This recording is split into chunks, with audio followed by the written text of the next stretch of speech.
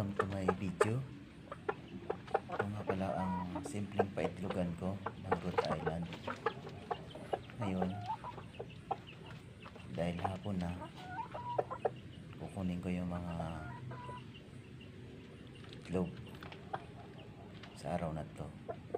Tatlo lang pala ang inahin kong Rhode Island dyan, mga dugoy, tsaka isang tandang na Rhode Island. Yan, kinukuha ko na.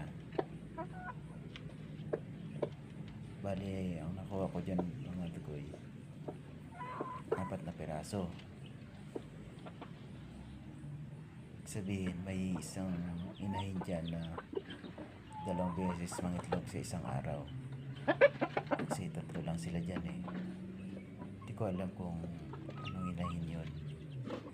Pero sigurado ako may isa dyan inahin na 2 beses mangitlog sa isang araw. Yan, pagkatapos ko kunin yan mga dugoy, ibabalik ko yung pelletizer. DIY pelletizer lang yan mga dugoy. Yan. Yan o.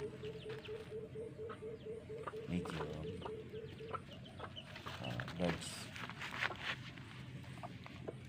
large size. At ito naman mga dugoy, ito yung mga na-incubate ko na, mga sisig ko na 2 weeks old na yan. Napalakas ko na lang.